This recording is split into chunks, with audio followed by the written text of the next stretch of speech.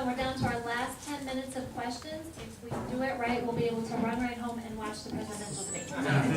The real debate, yeah. All right, any questions? And please try to keep your questions very short and to the point so we don't eat up response time. Yes, ma'am. Question for Beth. Talked about cutting spending, paying cuts and taxes. If you were elected, what would you cut? What would you cut? What do you think that we don't really use? Well, I think we need to look at things like the incident that just happened with the Board of Regents for the community college. Let's start there. You know, we have, Yeah, they're out of work. I could see it out of the corner of my eye. When we have a director making $343,000 and then sends a letter to 12 community college presidents saying, please agree with my agenda or you'll be evaluated next year. And then out of those 12 offers a nearly $50,000 raise to one of those community college members, presidents, and then himself has $25,000 that's just been recently returned. That's the kind of oversight that we need. We need to have people so that we have these big conglomerates and no oversight. Community colleges are the pathway to education. People attend community colleges because they had a lousy education experience in high school, you know, or they're coming back, so we really need to pay attention to that. Well, first off, I agree with that. I think that was an absolutely ridiculous story that we heard of at the Board of Regents. The two top leaders there are out of jobs, as they should be. We need new leadership, and anybody who votes themselves that kind of a raise in this economy is out of their mind.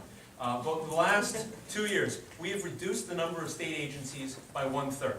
And the way we've done that is by consolidating back-end functions. There's no reason why every single state agency needs to have its own HR department, why they all need to have their own IT departments.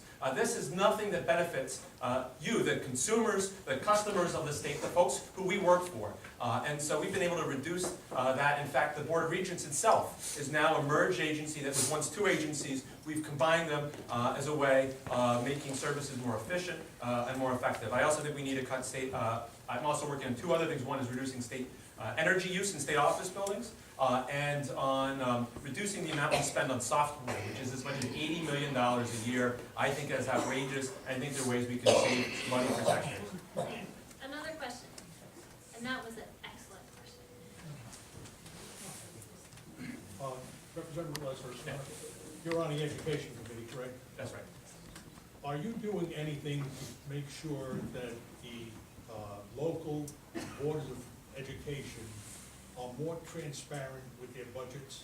Because it's a shame that we don't know what they're spending their money for, and even though you're giving all this $800,000 and so forth and so on, where's it going, what are they spending for? And I don't see anything actually coming out of fruition that actually will control that type of, well, we need transparency. I think that's an excellent point, and I agree with you completely. And actually, one of the things that I'm proud of that was in the education bill that we just passed this year was a provision that standardizes accounting procedures across every school district in the state of Connecticut. Because there should be the same standards that apply to Middletown, should apply to Hartford, East Hartford, New Haven, wherever, because what I've heard from teachers, from parents, is they don't have a problem spending money on education as long as they know where that money is going. And so that transparency should help improve confidence in our Middletown schools. Right now, the State Department of Education is coming up with these standard accounting practices, but those are going to be applied to Middletown. Now, specifically for that $800,000, that wasn't just a blank check. It's not $800,000 that you can spend however you want. The school district has to come in advance with a proposal saying, this is how we're going to spend it on concrete ways to close the achievement gap in our schools. And they're going to be audited if they don't spend that the way they said they would. One of the things is the Board of Education budget, which has been a favorite topic of mine this past year and a half. It does need to be more transparent. We don't know when that's going to be, but one of the problems is government ascertaining that. One of the things we know is that we have general accounting practices. That should be automatic. Today someone said to me regarding the Board of Education, to our Board of Education members in this audience, how come we don't know what's going on in the cafeteria? There's no budget listed for that.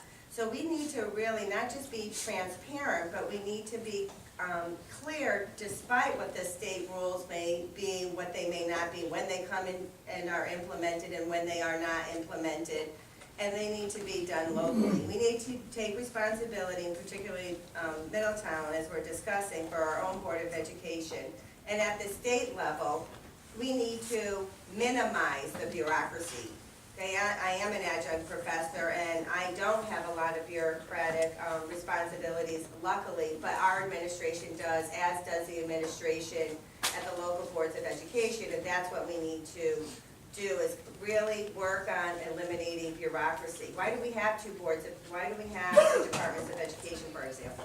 Higher ed and education. What's that? 4 minutes. Okay, sir, yes. Yes, I've had the opportunity to put together 11 municipal budgets. I've sat on a board of finance in my town, and when I hear politicians say that they're gonna cut gas taxes, et cetera, I've seen where those cuts have transformed into higher property taxes. So when they say that they're cutting taxes, they really are not seeing the offset of that and what it's gonna raise on the municipal level. I'd like to know, when you advocate cuts as elected officials, are you also willing to say what you're willing to raise on the local level? Okay, sure, I'll take that. I think that's of course the oldest game in the book, what was just mentioned, which is, it's easy to say, hey, I'm not gonna cut taxes. I'm not gonna raise taxes. I'm not gonna raise taxes at all. What we're gonna do is we're just simply gonna cut funding for all the municipalities of the state. We've got Mayor Drew right here, and I'm pretty sure that Mayor Drew would be pretty upset if we did that.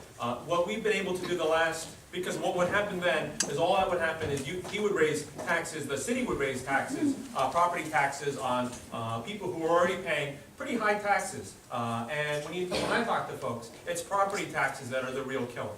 For the last few years, even though we've had to make real serious cutbacks on the state, we have state workers who are still upset that they had to make the largest concessions in state history last year. And part of the reason we did that was because we wanted to make a commitment to folks like the mayor and to local officials around the state that we weren't going to balance the budget by forcing local municipalities to raise property taxes. Always make sure that when a person running for state office says, I'm not going to raise your taxes, are they talking about property taxes too? Thank you very much. Of course, that's the Achilles heel of budgets. However, that said, one of the things we need to look at and to take Mr. Sarah's point is we need to look at what are we asking government to do. Okay, and I believe that if we cut taxes, we did $1.8 billion in revenue from taxes, and we still, bless you, whoever's sneezing, bless you. And we still have a deficit. We need to look at what we're spending. I think we have a spending problem, not an income revenue problem from taxes. Okay, and if we did those things, our charities, the people that we used to give to, we would be able to do that. I think we can work with our communities and we could provide for those who are less fortunate or in vulnerable situations if we are not being taxed at the rate that we currently are. So when we're looking at taxation and how it affects municipalities, as a councilwoman, we do that, every year, go through that. It's also about what are we spending. 9 o'clock. 1 minute? I think that's. He gets the first one, so wait. No, he- No, we're not debating, Yeah, remember? no, I forgot to look first. We have time for a 1 minute We have yes, no question. 1 minute, someone who has not asked a question. Uh-oh. This is your chance. Last chance. Do we have any younger members of the audience that have a question? Yeah. Oh, no, I'm looking at you right there. Okay, it's bedtime now. I'd like to ask a question.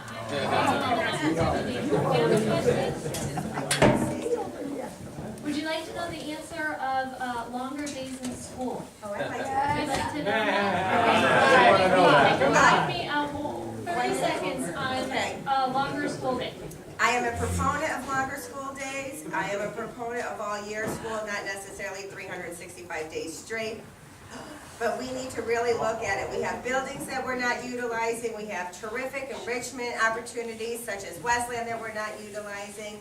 And our kids can get a really broader education than what they have. And also, we have wonderfully talented teachers that have many more talents than teaching in the classroom. And we could utilize those skills. This is a particular passion of mine, because our school system, right now, our school calendar is obsolete and reflects the fact that it was designed when people still needed to go and work on the farm in the afternoons. I'm on the state after-school coordinating council, working to make sure that our after-school programs are more targeted on student enrichment. Other thing I want to say that just happened this week, I worked with the Ford Foundation and with the U.S. Department of Education, and we're actually bringing in several $1 million to help implement longer school days in some of our lowest performing school districts in the state. Right now it's focused on Hartford, New Haven, Bridgeport, school districts that have more challenges than ours. But I think that that's something we need to look at and work with the local school district and school board. And if that loses me some favor with some of my younger constituents, I'm sorry. Yeah. Oh, yeah. Thank you both for your time.